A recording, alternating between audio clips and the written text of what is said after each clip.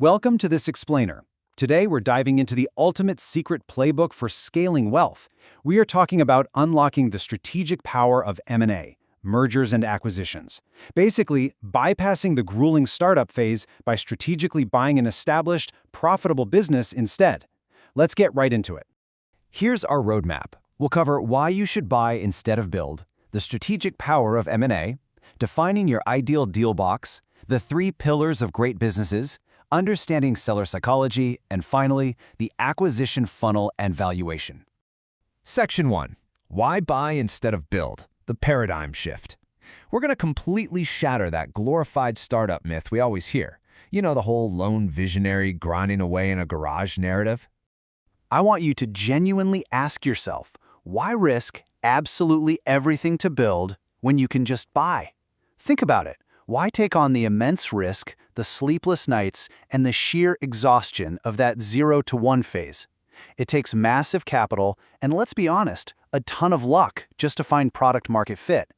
What if you could just bypass that treacherous chasm entirely? Well, data from the Small Business Administration brilliantly highlights why you should. Look at this. A staggering 95% of startups fail within their first 5 years. But check this out. A remarkably mirrored 95% of business acquisitions actually succeed in that exact same time frame. Buying an existing business literally de-risks your whole entrepreneurial journey.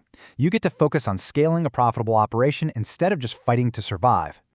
Moving to Section 2, the strategic power of M&A as the corporate engine. Now that we see the safety in buying, let's look at how titans like Amazon and Google use this exact strategy as a massive growth engine. They don't just rely on organic growth, they acquire to dominate. According to a famous McKinsey study, superior corporate growth is driven by 3 interconnected pistons. First, portfolio momentum, basically just being in a market that's naturally growing.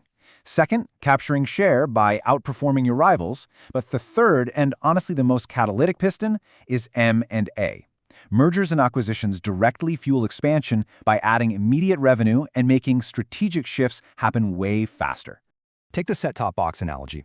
Imagine a company making chips for old cable boxes, a market that's obviously in decline thanks to streaming. Pivoting into a high-momentum market like mobile wireless chipsets would take years of expensive R&D. But by strategically acquiring a company already leading in wireless, they instantly grab proprietary tech, a built-in customer base, and expert talent.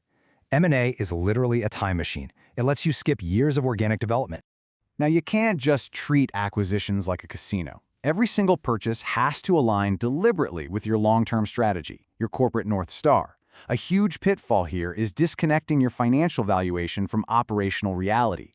If you're going to pay a premium multiple for a business, you absolutely must tie that price directly back to tangible improvements. You have to calculate exactly how much you need to boost customer lifespan or slash operational costs to actually justify that price tag. All right, Section 3, defining your ideal deal box and strategic targeting. Let's bring this down to Main Street. How do you apply this macro strategy? By meticulously defining your ideal deal box. Think of your deal box as your ultimate filter.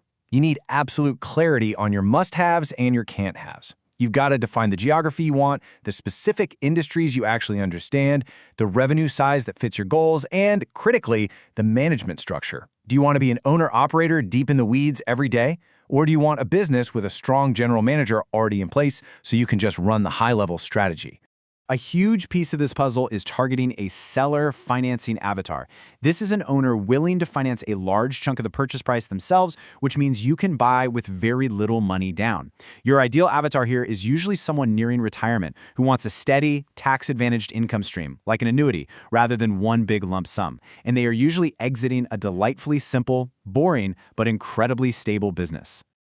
Section 4, 3 pillars of great businesses and building your moat. Once you spot a business inside your deal box, you need to aggressively pressure test it. You're looking for 3 core pillars of strength. Pillar 1 is the barrier to entry. Think of this as a massive protective moat around your new business castle. Strong moats are things like specialized trade licenses, patents, crazy high startup costs, or just fiercely loyal customers. The wider and deeper that moat, the harder it is for new competitors to swoop in and steal your profits. Pillar 2 is recession resistance. You got to ask yourself, Would people still pay for this if they lost half their income? Essential services like plumbing, HVAC, and accounting, these are absolute necessities, rain or shine. On the flip side, businesses selling luxury goods or non-essential subscriptions, those are literally the first things slashed from a consumer's budget when the economy dips. And the third pillar? Recurring revenue. You absolutely want to prioritize businesses where cash comes in predictably. Annual maintenance contracts, software subscriptions, consumables, stuff that makes customers come back automatically. That is vastly superior to exhausting, one-off high-ticket sales like a custom kitchen remodel.